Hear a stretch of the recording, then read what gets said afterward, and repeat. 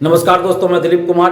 दोस्तों, बीपीएससी शिक्षक भर्ती परीक्षा बहुत अच्छे से संपन्न हुई थी और जो व्यवस्था परीक्षा में की गई थी उसकी तारीफ हम लोग लगातार कर रहे थे। सरकार को भी धन्यवाद दे रहे थे और साथ ही बीपीएससी को भी धन्यवाद दे रहे थे और उम्मीद थी कि अंतिम रूप से जब चयन होगा, जब ज्वाइनिंग होगी, तब तक इसी तरह से अच्छे से व्यवस्था रहेगी।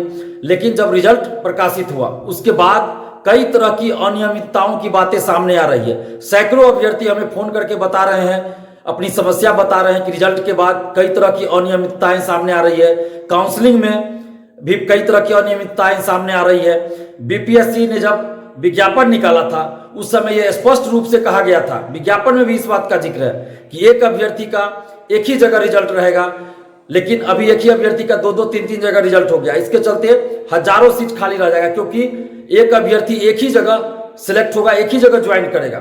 लेकिन अभी जो मेरिट लिस्ट औपबंधिक रूप से जारी हुआ उसमें एक ही अभ्यर्थी का अगर +2 में है तो उसी में से हजारों अभ्यर्थियों का प्राइमरी में भी हो गया है, 9th-10th में भी हो गया है। जबकि विज्ञापन में ऐसा नहीं था। विज्ञापन में क्या था, 11th-12th में अगर किसी का हो गया है सिलेक्शन तो उनका 9th-10th या उससे नीचे में नहीं होगा। तो इस तरह से ये अनियमितता हुई है। और दूसरी बात, इसके अलावा जो दूसरी बात है कि जो सीटेट अपियरिंग, बीएड अपियरिंग या डीएलएड अपियरिंग में भरे थे उन सब का मार्कशीट पहले अपलोड करा लिया जाना चाहिए था। जो उसमें पास होते उन्हीं लोगों का रिजल्ट जारी होना चाहिए, मेरिट लिस्ट में उन्हीं लोग का नाम होना चाहिए। लेकिन CTET appearing, BEd appearing, DElEd appearing वाले का मार्क्स अपलोड नहीं कराया गया और मेरिट लिस्ट जारी कर दिया गया, जिसके वजह से जो सीटेट फेल भी कर गए, बीएड अपियरिंग वाले फेल भी कर गए बीएड में या डीएलएड में फेल कर गए या किन्हीं का रिजल्ट नहीं आया अभी तक, उनका भी मेरिट लिस्ट में नाम हो गया और काउंसलिंग में वो लोग बाहर हो रहे हैं। और ऐसी परिस्थिति में सीटें हजारों सीट खाली रह जाएगा। बीएड का भी प्राइमरी में कहा गया था कि रिजल्ट नहीं दिया जाएगा, तो फिर किसी का रिजल्ट नहीं होना चाहिए था बीएड वाले का। और अगर बीएड वाले का रिजल्ट देना है तो जो भी मेरिट लिस्ट में आ रहे हैं सबका रिजल्ट देना चाहिए बीएड वाले का। लेकिन कुछ बीएड वाले का भी रिजल्ट है और काउंसलिंग में उनको भी बाहर किया जा रहा है, तो फिर सीटें खाली रह जा रही है। नियोजित शिक्षक का भी हजारों की संख्या में नियोजित शिक्षक इसमें आ गए हैं, जबकि उनको राज्यकर्मी का दर्जा देने की घोषणा सरकार कर चुकी है। तो अब नियोजित शिक्षक भी इस बहाली में नहीं जाने वाले हैं, हजारों शिक्षक, तो वो सीटें खाली रह जाएगी।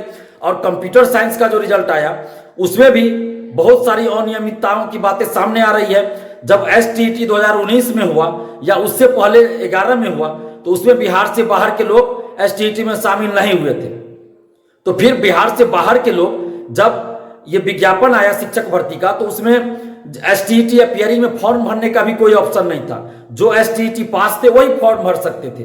तो फिर STET अपियरिंग में कैसे लोगों ने फॉर्म भर दिया, या बिहार से बाहर के लोग कैसे फॉर्म भर सकते हैं 9th-10th या 11th-12th में? ये तो बड़े आश्चर्य की बात है। ऐसे सैकड़ों अभ्यर्थी हमें फोन करके बोल रहे हैं कि बिहार से बाहर के लोगों का भी बड़े पैमाने पर रिजल्ट है, तो ऐसा कैसे हो सकता है? और कंप्यूटर साइंस में STET 2019 जब हुआ था तो विज्ञापन में जो शर्तें थी उसके अनुसार जो STET पास होंगे उन्हीं का रिजल्ट इसमें होना चाहिए था।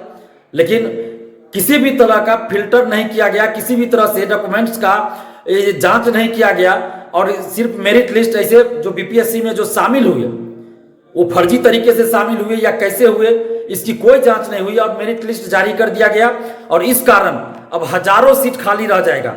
मेरिट वाले बाहर हो गए, हजारों ऐसे अभ्यर्थी है जो मेरिट से बाहर हो गए, जिनके पास सारा डॉक्यूमेंट्स है और ऐसे बहुत सारी चीजें हुई है, अनियमितता हुई है। तो उसके चलते हजारों अभ्यर्थी बाहर हो गए और हजारों अभ्यर्थी मेरिट में आ गए, लेकिन वो काउंसलिंग के बाद बाहर हो जाएंगे। तो क्या सरकार की ये सोची समझी साजिश थी कि इस तरह की व्यवस्था करो ताकि हजारों सीट खाली रह जाए और हम दिखा दें कि हमने तो इतना लाख वैकेंसी निकाला, इतना लाख को नौकरी दिया, जबकि हकीकत कुछ और होगा?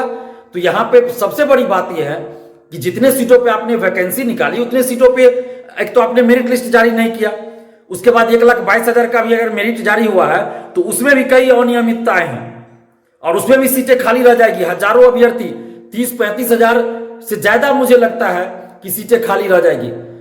तो अब सरकार या तो इस रिजल्ट को सुधार करे, किसी भी तरह से फर्जीवाड़ा नहीं होना चाहिए, कोई अनियमितता नहीं होनी चाहिए। बीपीएससी को भी सबसे पहले चाहिए था कि डॉक्यूमेंट्स अपलोड करा लेना चाहिए था, उसके बाद रिजल्ट देना चाहिए था। अभी वाटर मार्क की बात की जा रही है, लेकिन डॉक्यूमेंट्स वेरिफिकेशन जहां हो रहा है तो अभ्यर्थी हमें बता रहे हैं कि वहां सिर्फ ये देखा जा रहा है कि जो वाटर मार्क डॉक्यूमेंट्स जो बीपीएससी ने वाटर मार्क दिया है अपने वेबसाइट पे जो डाला हुआ है वो अभ्यर्थी के पास है या नहीं, बस इतना ही वेरिफिकेशन हो रहा है। वो सही है या फर्जी है इसकी जांच नहीं हो रही है। ये तो बड़े आश्चर्य की बात है। बीपीएससी ने भी इसकी जांच नहीं की और वो वाटर मार्क सिर्फ देते जा रहे हैं। जो भी अपलोड किया जा रहा है सर्टिफिकेट, तो बगैर उसकी जांच किए वाटर मार्क बीपीएससी कैसे दे रहा है? अगर बीपीएससी वाटर मार्क दे रहा है तो फिर उसकी जांच जो काउंसलिंग हो रहा है उसमें शिक्षा विभाग द्वारा क्यों नहीं की जा रही कि जो डॉक्यूमेंट्स दिया गया है, अपलोड किया गया, वो सही है फर्जी है क्या है नहीं, ये तो जांच होनी चाहिए ना। तो वेरिफिकेशन में क्या हो रहा है? सिर्फ ये देखा जा रहा है कि जो डॉक्यूमेंट्स अपलोड किया गया बीपीएससी के वेबसाइट पे वही सीरियल नंबर और वही डॉक्यूमेंट्स अभ्यर्थी के पास है या नहीं। अभ्यर्थी मुझे बता रहे हैं ये जांच ही नहीं हो रहा है कि वो फर्जी है कि क्या है, तो फिर ये किस तरह का डॉक्यूमेंट्स वेरिफिकेशन हो रहा है? ये तो बड़े आश्चर्य की बात है। तो इसलिए हम सरकार से मांग कर रहे हैं कि आप इसमें जो भी अनियमितताएं हैं, जो भी आरोप लग रहे हैं, उन सब की जांच कीजिए और अभ्यर्थियों के साथ न्याय कीजिए। एक द्वितीय लिस्ट भी जारी कीजिए ताकि सीटें खाली ना रहें, और कंप्यूटर साइंस में जो समस्या है, अनियमितता है, उनको भी दूर कीजिए। नहीं तो एक बड़े आंदोलन के लिए फिर आप बिहार में एक बड़े आंदोलन के लिए तैयार रहिए।